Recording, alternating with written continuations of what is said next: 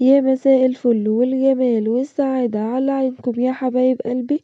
ودي كانت أكلتنا النهاردة: عجة بيت، وبقى بطاطس محمرة وفول بتسبيكة وبابا غنوج وبس كده، وحبة بقى خس وجرجير ومخلل. أكلة كده سهلة وبسيطة وعلى قد الإيد. يلا بقى اخش اقولكوا على الوصفة بتاعتي. السلام عليكم ورحمة الله وبركاته. ازيكم يا حبايب قلبي؟ عاملين ايه؟ يا رب تكونوا بألف خير وصحة وسعادة.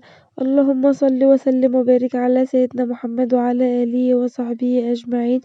يا حبايب قلبي اللي لسه مشتركش في القناة ينزل يشترك ويفعل زر الجرس عشان يوصله مني كل جديد، ولايكات كتير وكومنتات اكتر. انا النهارده بقى قلنا نعمل عجة بيض.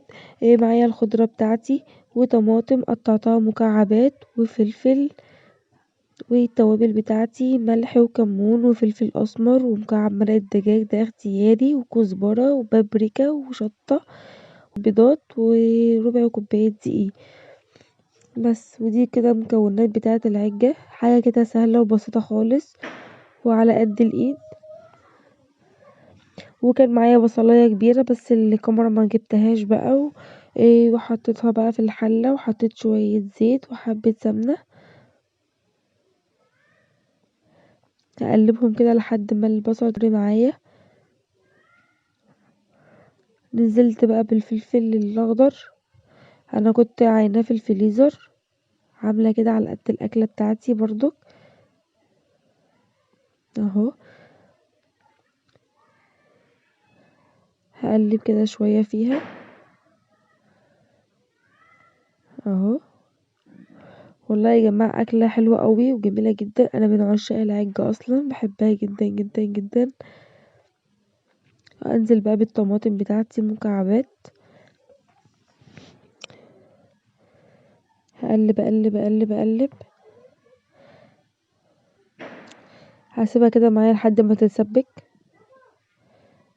وادي اتسبكت معايا شوية اهو. هسيبها برضك معايا كده شوية لحد ما كله يتعمل في بعضه يتسبك يعني. حبيب قلبي ما تنسوش في اللايكات. تعالوا بقى نعمل الخليط التاني. هعمل بقى البيض في قلب الخلاط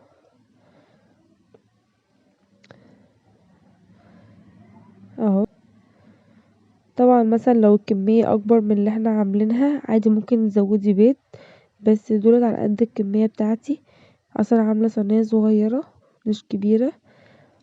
وحطيت بقى فلفل اسمر علشان ريحة الزفارة، وحطيت الدقيق بتاعي بس الكاميرا برضو ما جبتهاش، مش عارفة الكاميرا معلقة معايا بقالها كام يوم فمش عارفة ما جبتهاش. وحطيت شوية نشا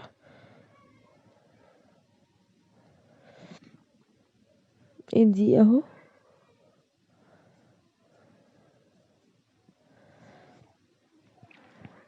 وحطيت بقى شوية نشا وبيكنج باودر مع ربع معلقة بيكنج باودر.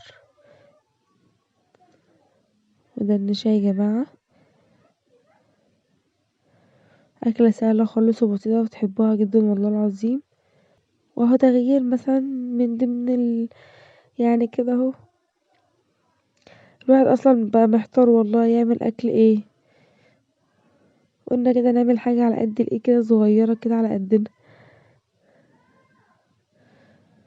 احط بقى الملح والكمون والشطة والبابريكا وكزبرة. وحطينا مكعب مرقة دجاج دي اختياري، عايزين تحطوها حطوها مش عايزين براحتكم، بس بتديها طعم وريحة اهو.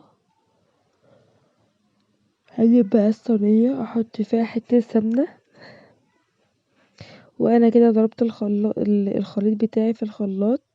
هحطه بقى مع المكون اللي كان على البوتاجاز، واحط الخضرة وهفضل اقلب فيهم كده شوية لحد ما اهو. شوف الشكل، والله الريحة فظيعة. والله الخليط فعلا ريحته جميلة جدا.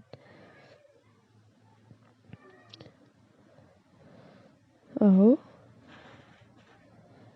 كده حطيت الخليط كله. شوفوا شكل الصينية جميلة. احنا عندنا بنسميها عجة بيت، انتوا بقى عندكم بتسموها ايه؟ كل واحد كده يكتبلي في الكومنتات بتاعته بتسميها ايه. احنا عندنا عجة يا حاجة عجة. انا بقى داخلها الفرن، كنت مولعه على الفرن درجة حرارته 180، هحطه فيها يدوق بس تاخد شوية سوا كمان، بعد كده اللي واولع الشواية عليها عشان تتحمر من فوق. وانا كده سبكت الفول بتاعي برضك، وبس كده. وادي الاكله بتاعتنا، اكله كانت النهارده بسيطه خالص وحاجه كده على قد الايد. وادي الاكله خلاص. وعملنا بقى بابا غنوج برضك، بس الوصفه ما جاتش معانا. يا حبايبي اللي لسه اول مره يشوفني متنسوش تعملوا لايكات وكومنتات كتير. يلا باي باي.